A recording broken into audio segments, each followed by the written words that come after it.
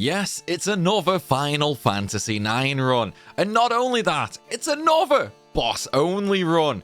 We did Sephiroth only FF7, Edir only FF8, and Seymour only FF10. Well, now we're going to see if KUJA can defeat his evil twin brother, hellbent on destroying the world. And yes, I'm well aware KUJA is not normally playable in FF9, and unlike Beatrix, was never intended to be a playable character. As such, we're going to use the Playable Character Pack mod from the Memoria mod manager. So, if you want to try this run yourself, you can do. So a little information. KUJA will have access to black magic and offensive-based eidolons. He has 8 sorcery abilities, and in trance, his sorcery abilities get upgraded, including a very special weapon made by Hades. As for what else to expect and what abilities he has, yeah, I don't have a clue, I'm afraid, so we're going to find that out together. We're also going to use the Cutscene Skipper mod, as that can help solve some of the crashes from having KUJA in the party apparently. And since this run is meant to be a super fun one, we're only going to set one rule, and that is KUJA is the only character who can make any actions in fights. The downside is some fights are a little buggy with this, and there's nothing we can really do about that, but we'll talk about those situations when we get to them. And because it's pretty much impossible to lose any of the fights in Alexandria, we're just going to skip over to Evil Forest. Of course though, obligatory 100 nobles impressed has to be shown since I want the Gil and the Moonstone, which sadly doesn't teach anything to KUJA. Once we get to the first boss though, we get stunned. KUJA is just way too slow to do anything. I get one attack in before I have to alternate healing Garnet and then healing KUJA, then Garnet and then KUJA again in a never-ending cycle. Not only is he extremely slow though, he's also extremely weak. And since Plant Cage has over 500 health, this means it's going to take over 20 attacks to win. And since we don't have enough stats or potions for that, and we can't learn any abilities, we need to have a little grinding session. And that starts out great, as in the first fight, we get back attacked by a Fang who then proceeds to merge a KUJA. Lovely. Eventually, we get into the swing of things though, and then try the boss again at level 11. But I might have accidentally let Garnet die. It's okay though, these things happen, I guess. So, try again, but same thing happens. So I guess it's more grinding time, which is really not ideal because leveling here means I'm not gaining any kind of extra stats. But then I remember, I can technically get a silk shirt in Alexandria. Instead of impressing all 100 nobles, if I impress 80 to 90, the reward from the queen is a silk shirt, and maybe that will teach me an ability. And ta-da, it does. It teaches me the Thunder Spell, which will hopefully do more damage than my normal attack, but we're still going to need a few levels, so I get up to 15. Now, with Thunder and plenty of potions, we managed to get through the first phase, but it took a good while as we still had to alternate turns by throwing potions at Dagger and getting a Thundercast in, all while the boss is slowly healing some of the damage we do. On the bright side, the second fight where Vivi is trapped actually goes much smoother. Aside from its lower stats, so my Thunder does more damage, we also have Vivi inside of him casting fire as well. Now, obviously, we can't control Vivi, and so this does not count as a rule break, but it goes down after a few more hits. Baku is mega easy and goes down in 2 hits, but the Plant Brain is where things are gonna get dicey, since we have to deal a bunch of damage, wait for Blank to appear, and then kill it off while also having enough MP for the Spider Plants right after. I think with 472 HP though on KUJA, and him being in the back row, we should be okay. I am, however, already missing Steel though, as who knows how long it's going to take us to get some abilities now. Interestingly as well, Because KUJA was in the party taking up the empty space, the game just removed Steiner straight up ready for Blank to join, which I find hilarious. Of course, we spam Thunder and he uses Pollen, which is basically a free turn for me, and then just spams AoE Thunder on me. He kills Zidane and Vivi, but Blank comes in and then it dies after a few more Thunders. For the Spiders after, a single AoE Thunder is all we need to take it down. Now, we have a chilly stroll through Ice Cavern where we fight the first Black Waltz and Sea Lion. You'd think he'd recognize KUJA, but I guess not. Anyway, a few Thunders takes the Waltz down, and then we can mostly ignore Sea Lion because KUJA is in the back row. His melee attacks do basically nothing to us. His spells and Tsunami still do decent damage though, taking KUJA all the way down to just half health before we end up murdering him. In Dali, we can finally buy some equipment. Sadly though, KUJA can't learn Fire or Blizzard, so he's stuck with only the Thunder element for now. Hopefully we can get some new abilities in Lindblom once we gain access to the Sim shop, and failing that, surely Chocobo Hot and Cold has to have something for him to learn. Before that though, Black Waltz 2, and sadly we hit a trance here. I was hoping to save it for Black Waltz 3, but you can't always get everything you want. We start off with a few Thunders, and then KUJA trances. He even gets his proper trance model, which is super nice. Now, Trance upgrades his sorcery abilities. So Thunder becomes Thundara.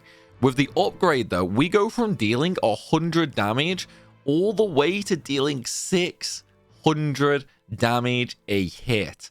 That's an absolutely monstrous damage increase right there.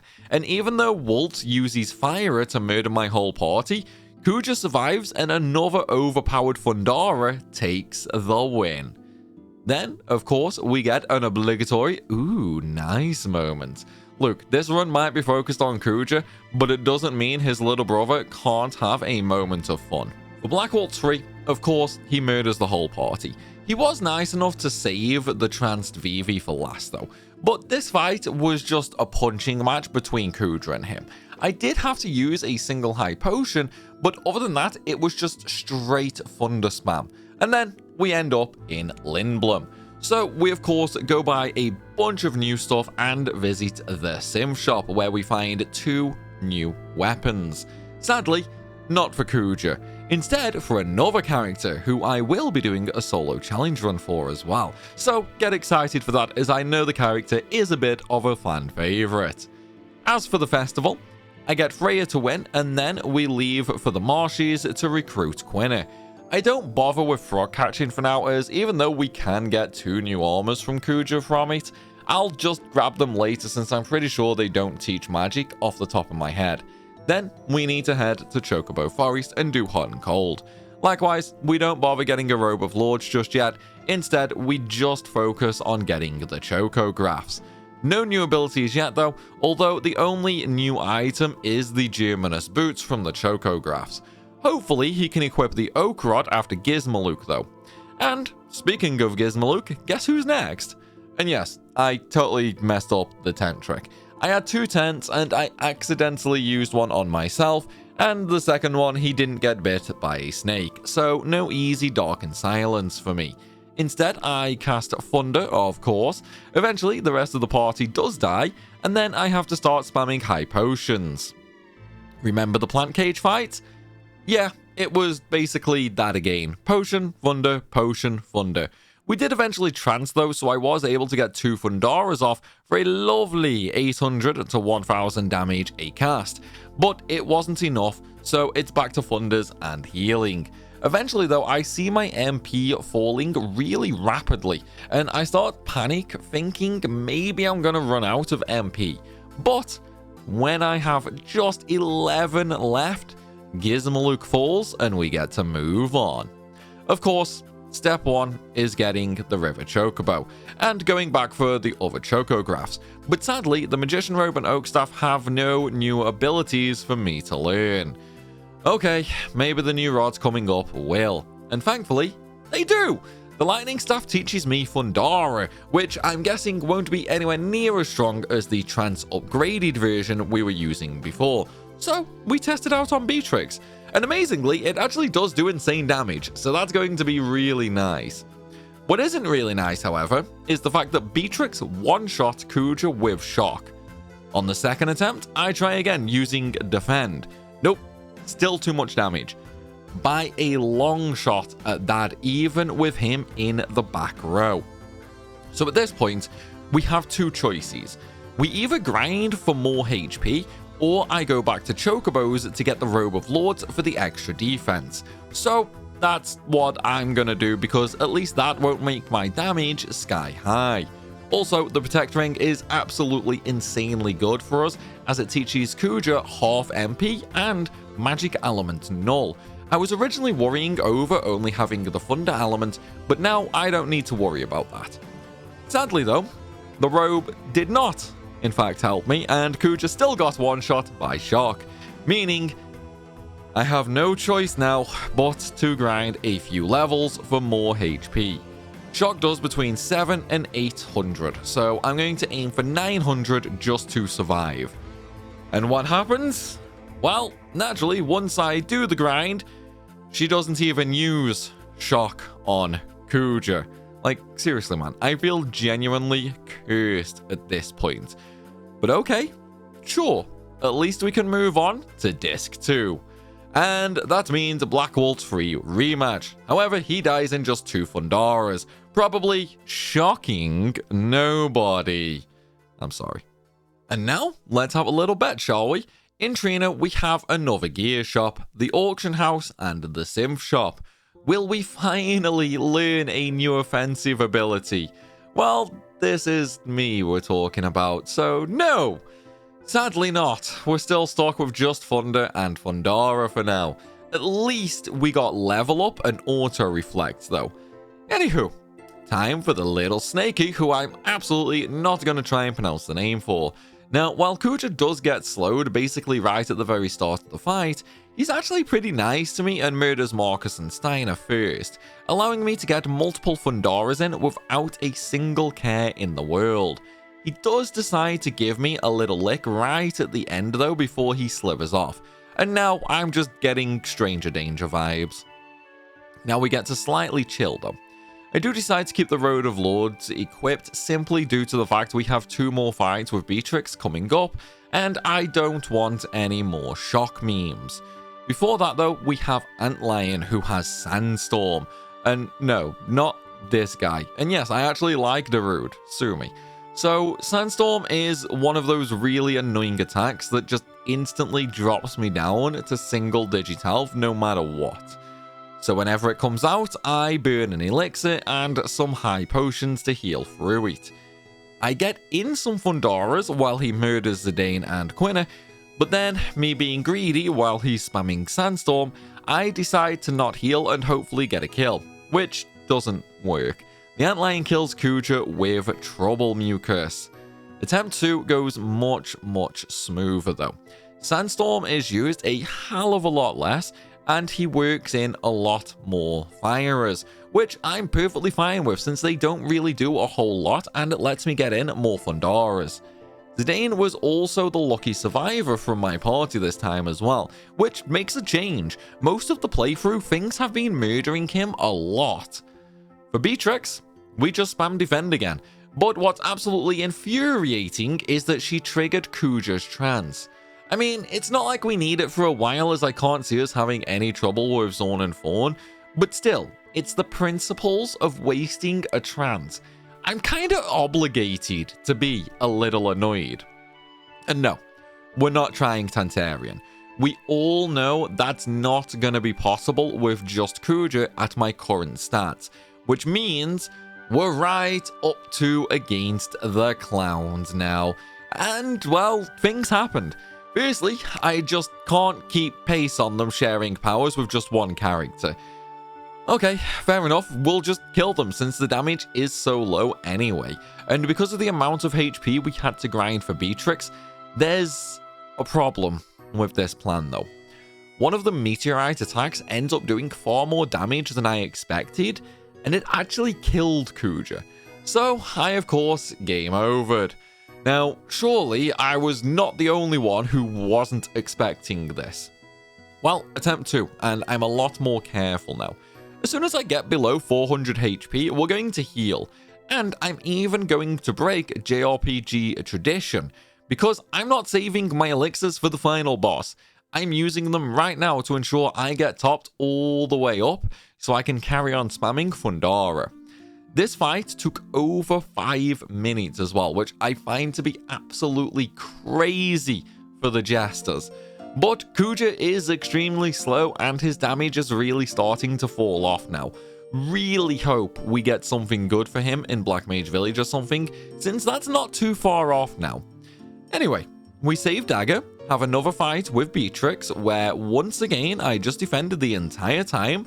Honestly, you'd think she would get bored just attacking defenseless people who aren't fighting back, but I guess not, and that might be because she had so much fun absolutely murdering me instantly. So, it's time for a new approach. Just not doing anything.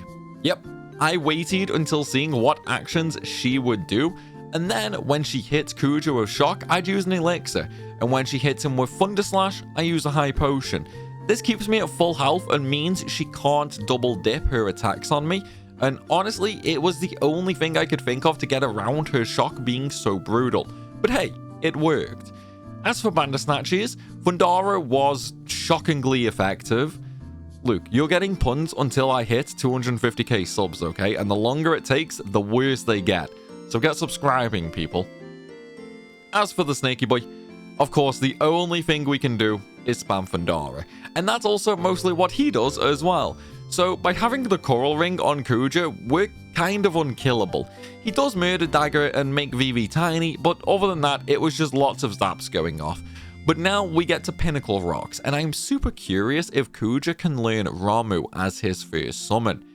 And it just so happens he can, so I instantly equip the Peridot, hoping that Ramuh deals a lot more damage than Fundara, just to speed things up a bit. We can test this against Lanny, who is next. And while it does do a little more damage, dealing around 900 for 11 MP, we can use Fundara for 700 damage at just 6 MP, which of course is much better trade-off. After a little while of being abused by Lanny though, KUJA has enough and enters trance, which means we of course get access to Thunderger. Although, for the first time ever, I have now seen Lanny use Scan. I have honestly never seen this before, which is kinda cool in its own right, given how many times I've played this game. But while I did have to heal once, Lanny didn't do much to me, and getting trance honestly kinda sealed the deal. Now, we don't really get much happening until we're all the way at Hilgigas. I do, however, have to do a little grind beforehand because I need Gil desperately. And KUJA could do with a little more HP since I don't have Float. Although I really don't want to because it's going to further ruin my stat gain later. And I really want to do Hades to see what this super secret item for KUJA is. Anyway, I steal the Sapphire from Eiko and give it to KUJA because, you guessed it, he can also summon Fenrir. And I'll be hella curious to see if Fenrir's effect changes depending on what KUJA has equipped, just like it does with Eiko. Although probably not, because I'm pretty sure the Maiden Prayer item later is female only. Now for Hilgigas, who is honestly the last real fight for Disc 2, since we can cheese the ever-living life out of Soul Cage and the Mitsudons. No float though means we're at the mercy of Earthquake. His melee thankfully isn't much to worry about with the robe equipped, but out-damaging his Curager could be interesting. With the grind from earlier, I have 1600 HP, and thankfully Earthquake only deals about 300 to 400 damage, so I should be able to heal through it. Fenrir only does about 1400 damage though. Fundara does 960, and Ramuh does a little more at 1600, making it my strongest current attack. So, while Ugly here kills off Dagger and works on Vivi and Zidane, I'm going to summon an old man to throw a stick at him. Sadly though, Gigas' Kyurem heals quite a chunk, so we need to hope he doesn't use it that often. Otherwise, outdamaging him is going to prove to be a nightmare. Thankfully though, after the first one, he seems to care more about jumping on Zidane and Vivi, so that doesn't really seem to be an issue right now. And turns out it wasn't, as another 2 Romus is enough to take him down and end the fight. I'm surprised I didn't need to heal there, but we did get pretty insanely good RNG luck on his attacks. I've had fights before where he just spammed Earthquake non-stop. Now though, we have Soul Cage and Amarant left for Disc 1. Now though, we have Soul Cage and Amarant left for Disc 2. Now, Soul Cage, I of course plan to just cheese with my final elixir. As for Amarant though, I actually have no idea how that one is going to go. I'm expecting some weird bugginess maybe, but we're also not far from my most dreaded fight, Orc. Now, if only I had some awesome foreshadowing music. Anyway, Soul Cage. And it turns out I had 2 elixirs. Now, you might consider this cheap, but honestly, I kinda had no choice because the dragon zombies on the way down inflicted me with zombie, and I didn't actually have any magic tags to remove it, which means I'd have had no way to heal myself. So feel free to hang me in the comments, I know it's coming, just like Amarant is for another boss. And pretty much the final boss for Disc 2. There's a little problem here though. You see, Amarant only has melee attacks. KUJA, while being a mage, means he has terrible defense. However, being in the back row combined with a robe of lords means he took pretty much no damage the whole fight.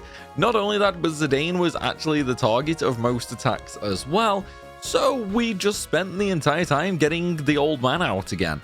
And with that, all that's left now is the Mitsudons at the Tree, before we end up on Disc 3, where nothing really happens.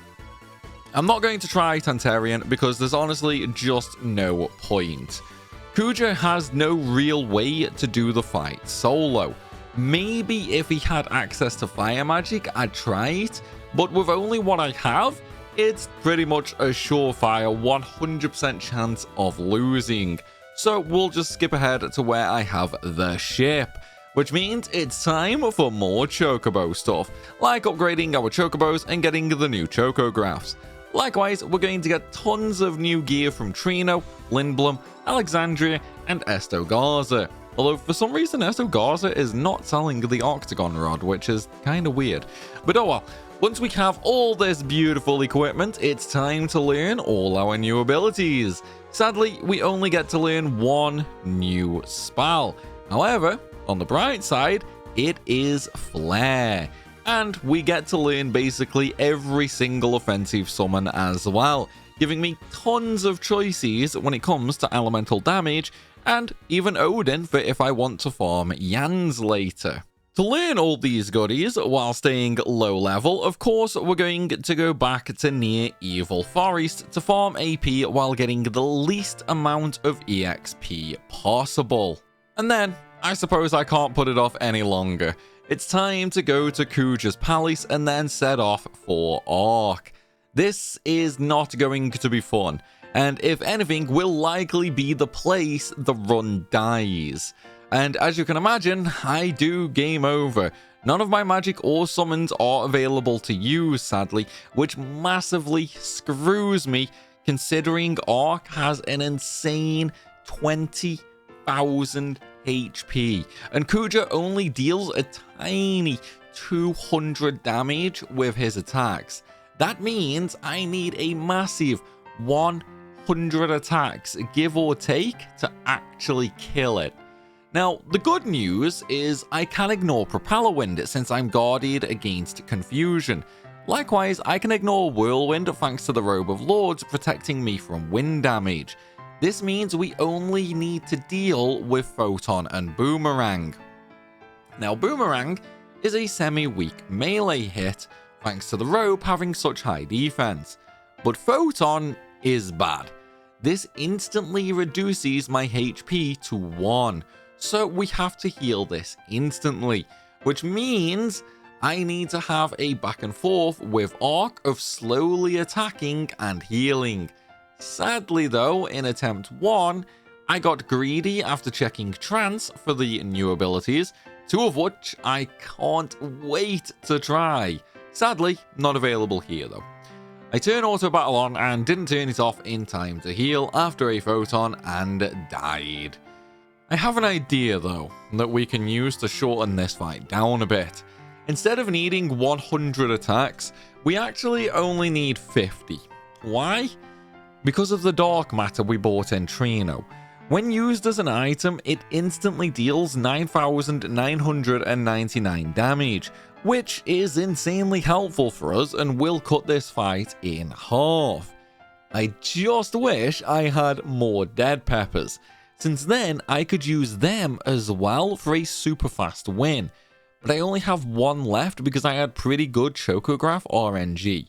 And since I can't use magic, I remove half MP and loudmouth abilities to equip auto life for safety. So let's try again. We open up with dark matter on the first turn and then slowly just have a back and forth with Arc. I make sure to only select attack after I've seen what he's doing. If he uses Photon, I use a single high potion to help me survive Boomerang. If he uses anything else, I attack.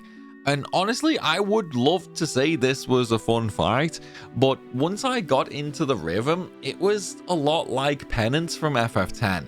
You just follow a very strict turn order and you're guaranteed to win. It was a long, boring fight. But hey, it could have been worse. If I didn't have the dark matter, now I just hope to God I don't need that later for a synth. But now it's actually quite a smooth run through KUJA's palace thanks to Flare. And then we have another boss, Valapira. Now this is kind of always a joke boss, but since we only have a mage character, we might be in trouble because he loves to spam Reflect. Well, no, I equipped the Reflect null ability on KUJA, which means he can cast spells through Reflect, which means we have absolutely nothing to worry about in this fight, so he goes down in just a handful of flares. Once Valia is down, it's time for our first nightmare glitch moment. When we try to get back to KUJA, it freezes on the cutscene in the palace. It's going to be because of missing a character, but I can't figure out which character it's supposed to be. So now I'm just playing pick and mix with them all to see how we can trigger it to work. Eventually, I managed it, and if anybody else wants to try this but has the same issue, my fix was after killing Valapira, take KUJA out of the party with a member who didn't go fight Arc. And then when you get control of Zidane, add the normal playable character into the party to create a full party, and then it will work. Once all this is done, just re-add KUJA to the party. Anywho, we can just rush straight to Multi-Gemini at Mount Gulag, also making sure that we buy the Octagon Rod, which we can, and KUJA can learn Thundaga from it. So I really want to know what that upgrades to in Trance now, and I'm so hoping KUJA can learn Medine. It's one of my most loved summons in all of Final Fantasy. In fact, question for everybody. What is everybody's favorite summon? It can be from any FF game, and if you choose one like, say, Shiva or Ifrit, which appear in multiple games, tell me which version you like best as well. Now though, for Multi-Gemini. We of course start with Flare spam while he tries to inflict a disease on me, which does actually work a little as Aiko and Dagger both die. It does do a lot of damage to KUJA though, and his melee attacks also do about 200 damage each, so we're going to have to heal a bit here. Thankfully, Venom Powder can be ignored thanks to Antibody. Bio hits really hard though and drops me down to just 200 HP, since it does about 40% of my total health per hit. So it's time to break out the elixirs, especially since he goes on a bio streak. Honestly, I can't remember the last time I actually had trouble in this fight, but damn, he hurt way more than I expected. But thankfully, the flare and the elixir combo was just too good for him. Really hope this isn't going to be the main strategy for the rest of the run. I just seriously want to know where auto regen is. I still don't have it. Now, this is where we should get Bahamut, but for some reason, I didn't. I wonder if it's because of the cutscene skipper mod being used, but I just didn't get the Garnet item. At least we can get some from a Chocograph soon. And KUJA can indeed learn Medine. We also have the airship now. So I'm not going to throw Vivi and Quinnet into the party and head to Quan's dwelling so we can get a pair of running shoes for auto haste, because this run is all about KUJA, and that feels cheap. So instead, we're going to actually earn them by heading to Trino and fighting in the weapon store, as that's the prize. And now we can finish off the Chocobo Hot and Cold section, along with digging up all the remaining Chocographs and visiting Daiguro for even more new gear. Now, with all this new gear, it's pretty obvious what the next step is, right? Of course, we're going to learn more new abilities before we head off to Ipsen's castle, where we would need to fight Taharka. Now, Taharka is interesting because of the fact we got auto regen in Daiguro. This means I actually never have to heal in this fight because my spirit stat, well, not amazing, also isn't terrible, and so it's actually enough to keep me going. It also helps he didn't really target KUJA much and preferred to bully the other characters. We are, however, now starting to run out of MP a lot, but I also don't want to do any leveling yet, so we'll just have to rely on our huge stack of ethers if we do run out of MP. But thankfully, we had just enough to flare Taharka out of existence. Another boss down, but we're thrown straight into another one, this time with the Earth Guardian, aka Leech. But it's kind of impossible to lose this. Auto Reflect protects me against his free spells, and Auto Float protects me from Earthshake, while a Robe of Lords removes all bite from his double slash attacks. Or I can just do the same thing that I did for Taharka, which is fully rely on auto regen to keep me alive while I nuke him down with Flare. Or I can just super cheese him with Medine and let the animation time fully heal me no matter what with auto regen. And since I never get to do anything like this, we're gonna do exactly that for the memes. Okay, now before we go to Terra, I'm going to make a backup save in case something goes wrong. Why? Because it's infinitely easier to grind Yans and Grand Dragons than it is to grind a Terra. If we get hardcore walled, and of course, we get to enjoy the best track from 9's OST, You're Not Alone. Well, I can enjoy it, and maybe I'll remember to also use it as background music here. Feel free to call me out if I don't. So, mob rush time. We have the Amdusias, Abaddon, and Shell Dragon, and I am full on expecting to have to use a boatload of ethers here. Now, of course, we go with the blast everything with flare strategy. Although we did have some seriously messed up cameras in the fight, likely due to the other characters technically being just off screen, and KUJA kinda messing that up a little. At least he's still usable though. Now, Amdusias, of course, just goes down in 4 flares with no issue. We do, however, get some fun with Abaddon though, as we get another trance, so we get to see a bunch of cool new attacks. Sadly, Thundergut does not upgrade into anything though, which is a huge shame. Comet turning into Meteor is honestly very meh, since it's actually just Vivi's version of Meteor, aka terrible. Quarter? I don't know how to pronounce it. Being Gravity means it didn't work, and Flare Star was weaker than Flare. That might get better on stronger mobs though, maybe, but I'd be curious to see what it does to Necron, Hades, and Ozma. And he also gets access to Holy, which I didn't have enough chance to use, sadly. As for Shell Dragon, well, it got flared, what can I say? Surprisingly though, Flare is stronger than Mega Flare from Bahamut, which is interesting to say the least. So I guess we know what we're going to be spamming for the next 3 bosses. Starting off with Silver Dragon. And of course, our Robe of Lords kinda negates this fight due to the wind immunity. Now, to nobody's surprise, Zidane, Dagger, and Steiner die pretty much instantly while I flare away. The only thing Silver Dragon can do to KUJA though is Shockwave, which only deals a few hundred damage. And of course, auto regen totally takes care of that for me. So we get to move on to Garland very healthily. Of course, we spam Flare, which Garland decides to return the favor.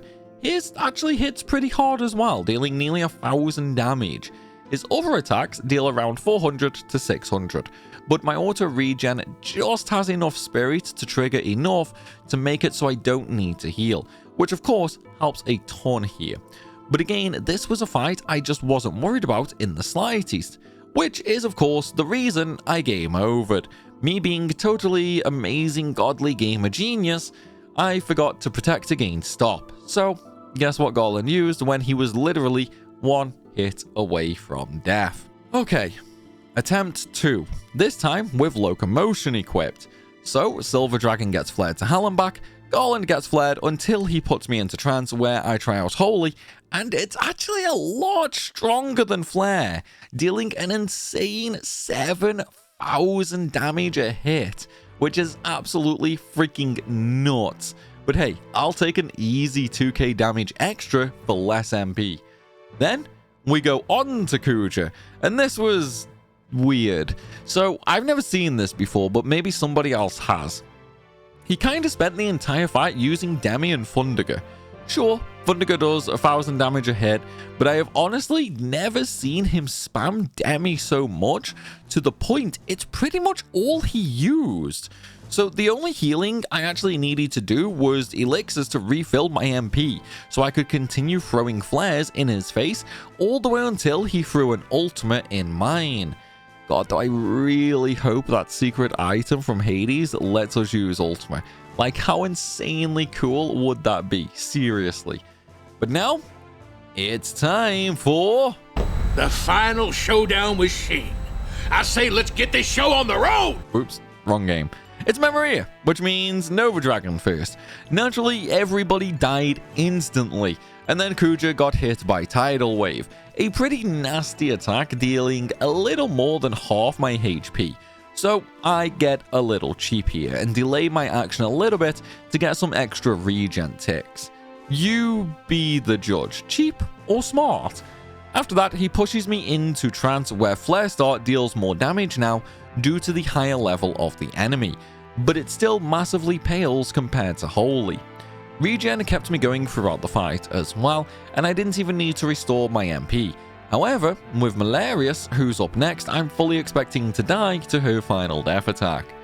Turns out though, I didn't get that far because I forgot body temp, so I ended up dying to heat while spamming Medine. Just because I can't afford Reflect Null's cost, so the last thing I want to happen is to reflect a fully powered up flare. So summons are my way to go here. Likewise, it also means I'll pretty much always be full health. So let's try again. And this time things go great until I see Flame Slash drop me down to just 600 HP. That thing hurts. And now I'm even more scared for the sword rain at the end. But Malarius is a tank. It feels like this fight is just never ending with all the Medine summons. And of course, when I start to question if the fight is somehow bugged, it ends. Sword Rain comes out and deals 1000 damage. I'm going to assume the Robe of Lords helped here, but why is this so much weaker than Flame Slash? I could have swore Sword Rain is her strongest attack, but I guess not. So let's elixir up and go get snorted by Tiamat. Look, I'm fully expecting this to happen multiple times, okay? Snort is the ultimate bane in a solo character run. Which also doesn't help is that Tiamat is massively resistant to magic, making this take twice as long, and increases the chance of snort. Now I try every attack I have, and Medine is by far my highest damage that I managed to deduce. The only problem? By the time I figured that out, I got legit one-shot by his melee attack, which was shocking to say the least. I honestly never expected this to happen. So let's try again, and this time things go a little better, since I also revived the other 3 characters to try and soak up a few hits. It works a little, but then by the time I run out of MP and have to use an elixir, I died to a Silent Claw again. I also don't have enough magic stones to use for MP 20%, and I have the best equipment available equipped, so I'm kinda left with no choice now but to grind. And the choice is the Yans using Odin, which, well, goes like this. I know, 4 misses in a row in the same fight. Horrid. At least in the end, I slowly managed to get some kills until I have a nice 3000 HP. That should be enough for Tiamat, as the highest hit I saw from him was 2900. In the rematch, I use a flare first because I'm silly, and then swap over to using Medine.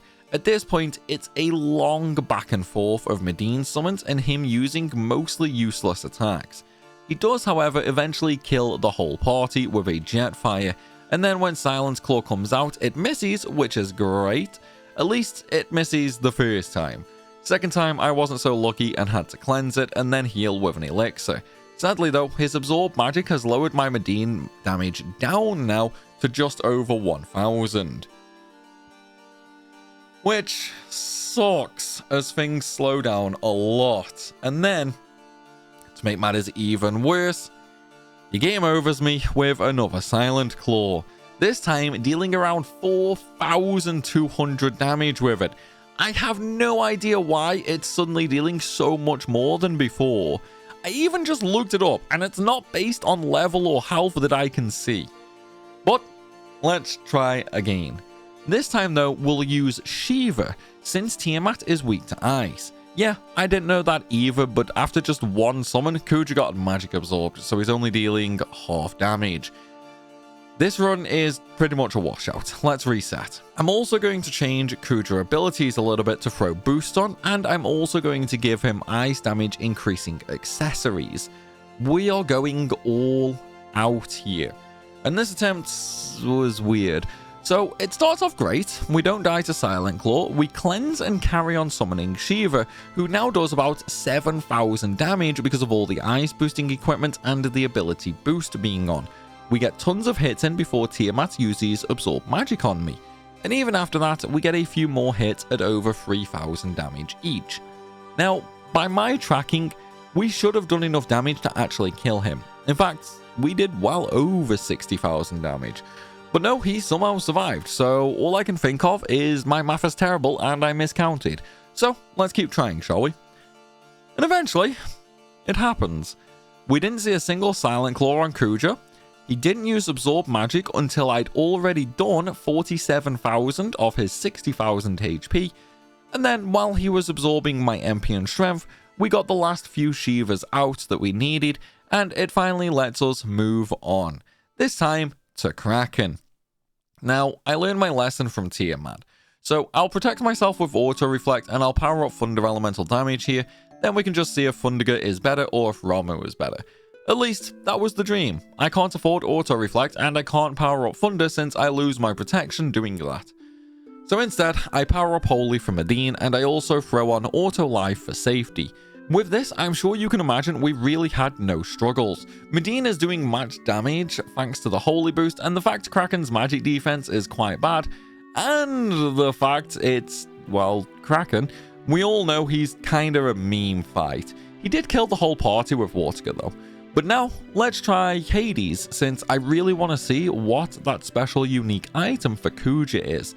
We keep the same setup we used for Kraken, except for the fact we protect against statuses as much as possible, and also Shadow and Holy elements.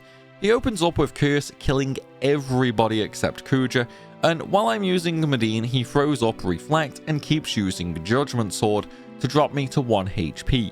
While doing that, he puts me in trance, so I get smart and use Holy, which he reflects back to me. But that's fine, because I absorb Holy, meaning I fully healed myself to help with auto regen a little, as it seemed to be struggling with Medine's summon animation to fully top me off.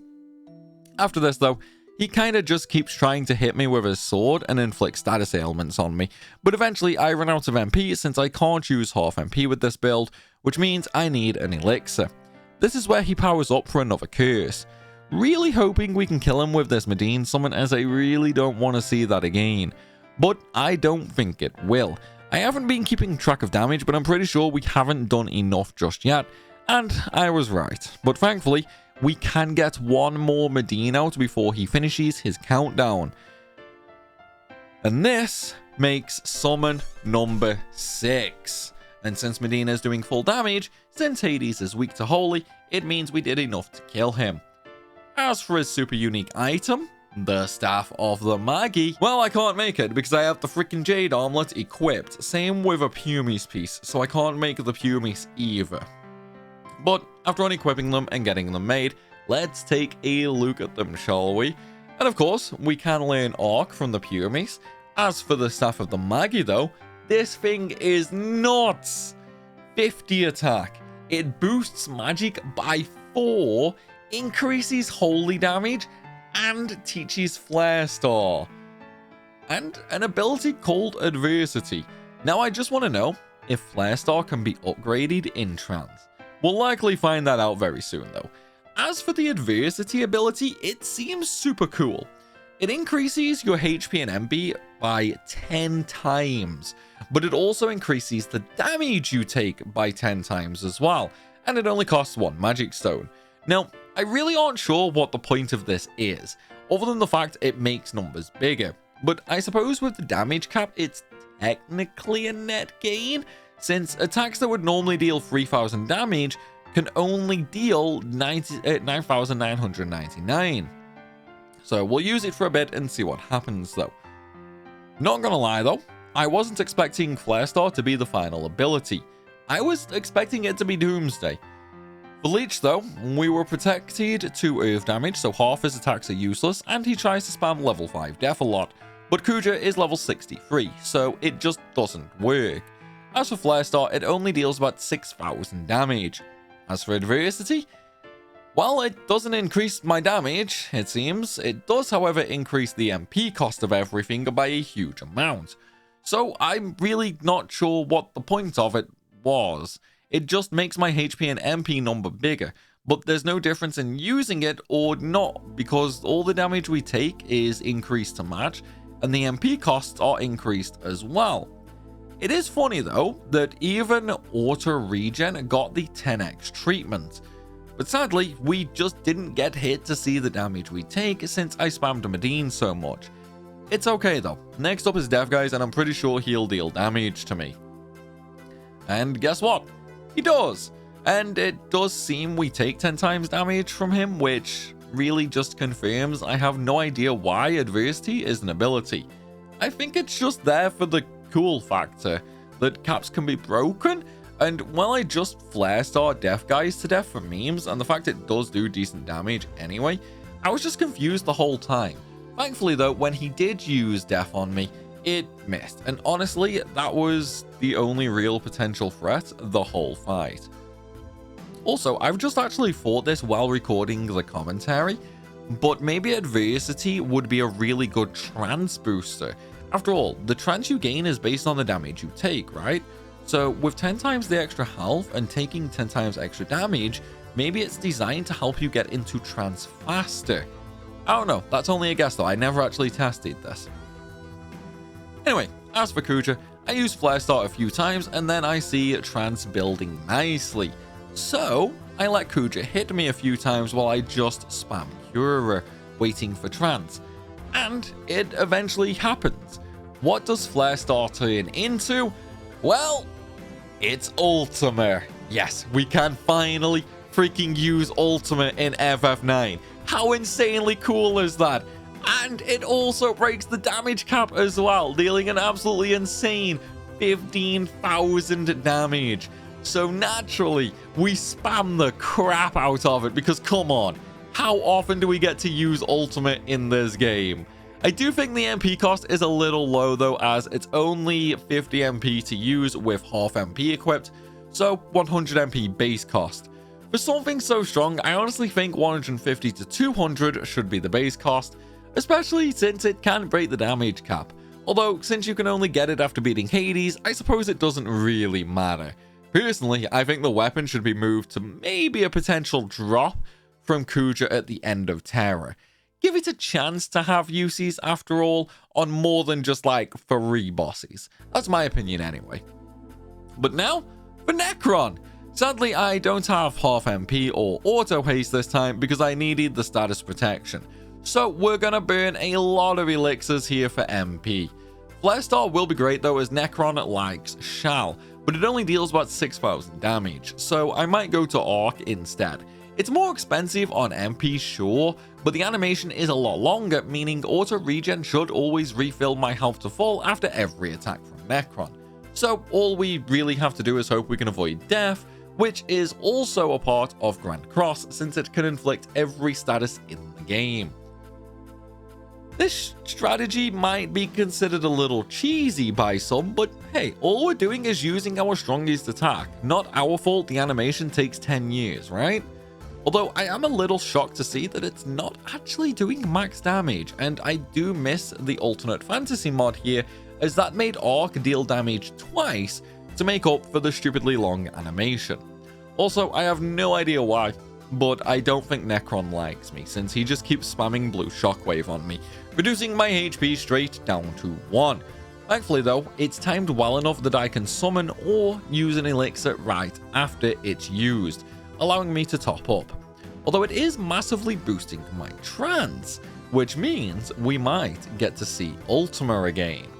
And we can! Necron uses Grand Cross, dropping me down to just 9 HP, and it triggers trance for me, which means more Ultima uses, baby, for a lovely 15,000 damage. At least I assume 15,000. I couldn't actually see any damage number on the first use, and on the second use I couldn't tell if it was 15,000 or 1,500. But I'm leaning on the 15,000 as it killed Necron. Man, what an awesome run. Not only did we beat FF9 using only KUJA, but we got to experience some of his unique spells like Flare Star, but even got to actually use Ultima. That is absolutely the best part of this run to me. And I think that's a freaking insane twist. Now, I can't wait to see what special abilities the other characters like Fratley or the Tantalus members have. So freaking awesome, dude. But that's gonna be it for this one, guys. Remember to drop a like and a comment, because those are like tickles on my balls, and more is better. Or you can check out our Ko-Fi page to really super duper help the channel out and get tons of rewards in exchange for it. Likewise, if you scan this QR code to go to our linktree page, you can find all my social medias in a super nice, easy to follow list. But until next time, everybody, thanks for watching, and I'll see you soon.